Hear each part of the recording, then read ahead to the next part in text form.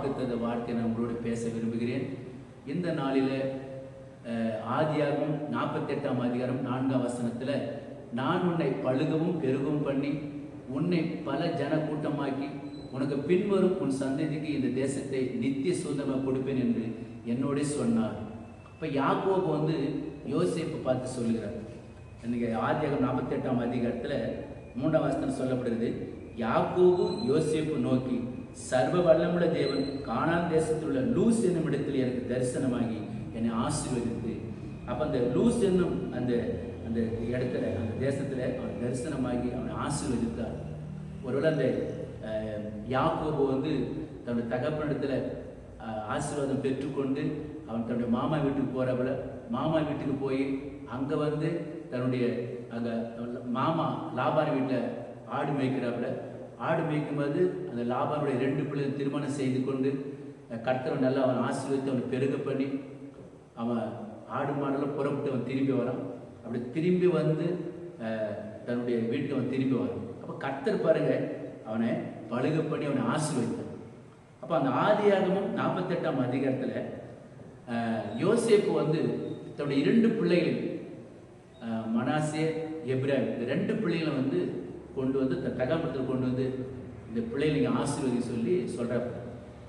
அப்படி சொல்லும் போது பார்த்தீங்கன்னா அந்த ஆதியாகமம் 48ஆம் அதிகாரத்தில், அப்போது இஸ்ரவேல் மனம் மாறி தன் வலது கையை நீட்டி இளையவனாகிய எப்ராயிமினுடைய தலையிலும் மனாசே மூத்தவனாகிய இருந்தும் தன் இடது கையை மனாசுடைய தலையின் மேலும் வைத்தான். பிரியமானவர்களே பாருங்க, யாக்கோபு இளையவனாகிய எப்ராயிமுடைய கையில் வைக்கிறார், கையை மாறி வச்சு ஆசீர்வதிக்கிறார். ஆனால் யோசேப்பு சொல்றவல 18ஆம் வசனத்தில், என் தகப்பன் அப்படி அல்ல, இவன் மூத்தவன், இவனுடைய தலையின் மேல் உடைய வலது கையை வைக்க வேண்டும் என்றான். அப்போ அந்த இவன் தான் மூத்தவன், இவன் மேல கையை வை அப்படின்னு சொல்றாரு. மனசு மூத்தவனாக இருந்தும் ஆனால் யாக்கோபு மனசு மேல கை வைக்கிற எப்ராயிம் மேல கை வச்சு ஆசீர்வதிக்கிறான். அதே அதிகாரத்தில் பார்க்கும்போது 19ஆம் வசனத்தில், அவன் தகப்பனை தடுத்து, அது எனக்கு தெரியும் என் மகனே, எனக்கு தெரியும், இவனும் ஒரு ஜனக்கூட்டமாகும், இவனும் பெருகுவான், இவனுடைய தம்பியோ இவனிலும் அதிகமாய் பெருகுவான். பாருங்க, இவனும் பெருகுவான், இவனுடைய தம்பியை இவனிலும் அதிகமாக பெருகுவான் என்று சொல்லப்படுகிறது. பிரியமானவர்களை இன்றைக்கு கூட நம்ம பார்க்கும்போது ஒரு சில குடும்பங்களில் பார்க்கும்போது தகப்பனர் சின்ன பிள்ளை மேலே பிரியமாக இருப்பார், தாய் பெரிய பிள்ளை மேலே பிரியமாக இருப்பாங்க. ஒரு சில குடும்பத்தில் பார்த்தீங்கன்னா பெண் குழந்தை மேலே பிரியமாக இருப்பாங்க, அந்த பிள்ளைகளை அதிகமாக நேசிப்பாங்க. அதே போல தான் இங்கே நடக்குது. ஒருவேளை யோசேப்பு மனாசே மேலே அவனை தான் ஆசீர்வதின்னு சொல்லிட்டு அந்த வலது கையை மனாசே மேலே வைக்கும்படி சொல்கிறாங்க. ஆனால் கர்த்தர் 2 பேரும் பெருகுவான், 2 பேரும் ஆசீர்வாதமாக இருப்பான்னு சொல்லி கர்த்தர் சொல்லுகிறார். ஆதியாகமம் 35ஆம் அதிகாரத்தில் 11ஆம் வசனத்தில், பின்னும் தேவன் அவனை நோக்கி, நான் சர்வ வல்லமுள்ள தேவன், நீ பலுகி பெருகுவாயாக, ஒரு ஜாதியும் பற்பல ஜாதியின் கூட்டங்களும் உன்னிலிருந்து உண்டாகும், ராஜாக்களும் உன்னிடத்தில் பிறப்பார்கள். இங்க தேவன் யாக்கோபை பார்த்து சொல்லுகிறார், நான் சர்வ வல்லமுள்ள தேவனுப்பா, நீ பலுகி பெருகுவாய், ஒரு ஜாதியும் பற்பல ஜாதியின் கூட்டங்களும் உன்னிடத்திலிருந்து உண்டாகும், ராஜாக்கள் உன்னிடத்தில் பிறப்பார்கள் என்று இந்த தேவன் சொல்லுகிறார். அதே போல தான் அந்த சந்ததியில் ராஜாக்கள் பிறந்தாங்க, பல ஜாதிகளும் உருவானது. எரேமியா 23ஆம் அதிகாரம் 3ஆம் வசனத்தில், நான் என் ஆடுகளின் மீதியே இருப்பவர்களை துரத்தி இருந்த எல்லா தேசங்களிலும் இருந்து சேர்த்து அவைகளை திரும்ப அவைகளின் தொழுங்களுக்கு கொண்டு வருவேன், அப்போது அவைகள் பழுகி பெருகும். இங்க எரேமியா தீர்க்கதரிசி சொல்றாப்புல, என் ஆடுகளின் மீதியே இருப்பவர்களை துரத்தி இருந்த எல்லா தேசங்களிலும் இருந்து சேர்த்து அவைகள் திரும்ப அவைகளை தொழுங்களுக்கு கொண்டு வருவேன். இந்த செய்தியை பார்த்து கொண்டிருக்கிற ஊழியக்காரர்கள் கூட இன்னைக்கு வார்த்தை வருது. ஒருவேளை உங்களுடைய சபையை விட்டு தூரத்தில் இருக்கிற, இல்லை உங்களை விட்டு வெளியில் போயிருக்கிற விசுவாசிகள்லாம் உங்கள் சபைக்கு வருவார். உங்களுடைய சபையில் ஒரு பெருக்கத்தை கொடுப்பார், நிறைய ஆத்மார் கொடுப்பார். நீங்கள் சோர்ந்து போகாதீங்க. ஏன்னா நம்முடைய தேவன் ஆசீர்வதிக்கிற தேவன்.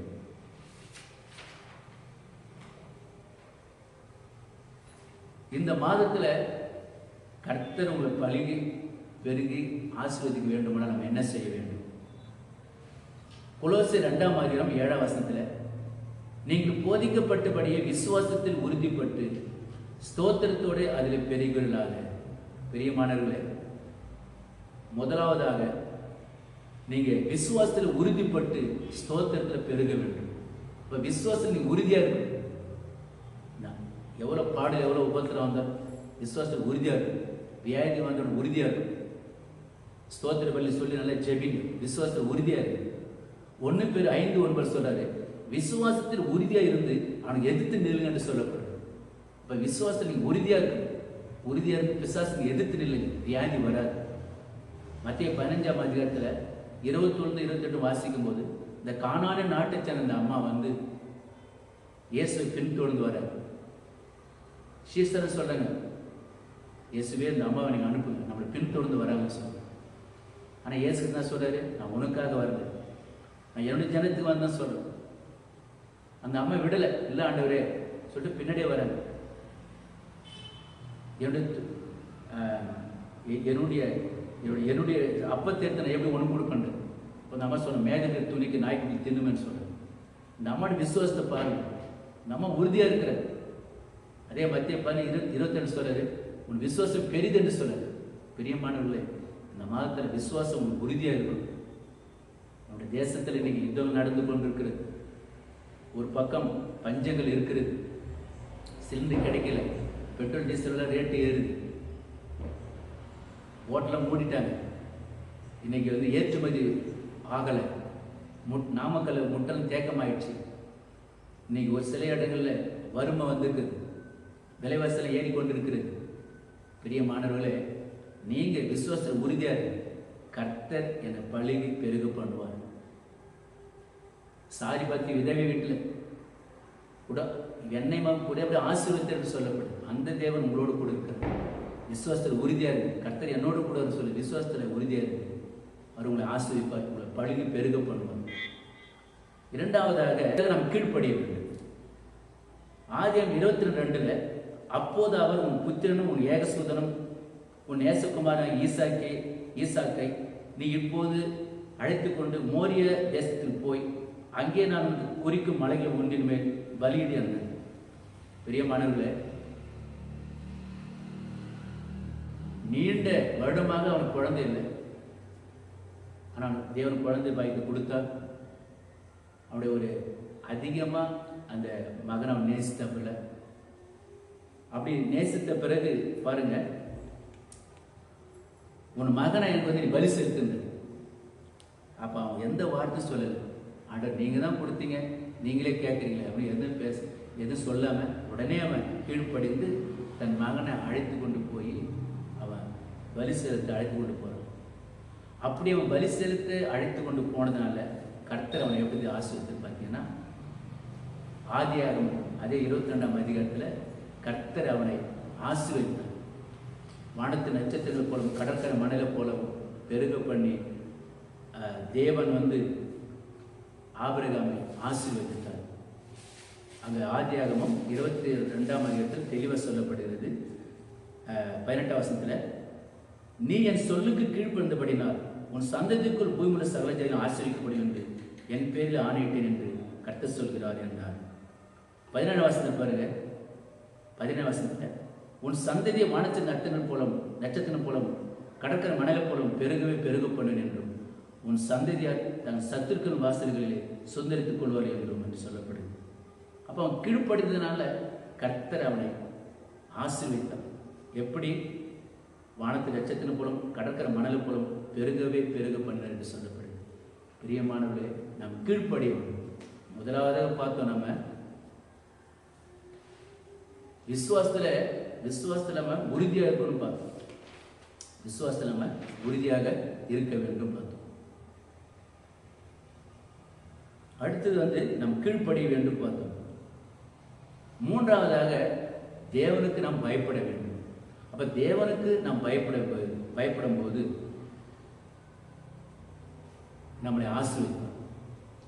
ஆதியாகமம் அதிகாரத்தில் 22ஆம் அதிகாரத்தில் 12ஆம் வசனம், அப்போது அவர் பிள்ளையாண்டவர் மேல் கையை போடாதே, அவனுக்கு ஒன்றும் செய்யாதே, நீ அவனை உன் புத்திரன் என்றும் உன் ஏகசுதன் என்றும் பாராமல் எனக்கு ஒப்பு கொடுத்தபடினால் நீ தேவனுக்கு பயப்படும் என்று இப்போது அறிந்திருக்கிறேன் என்றார்.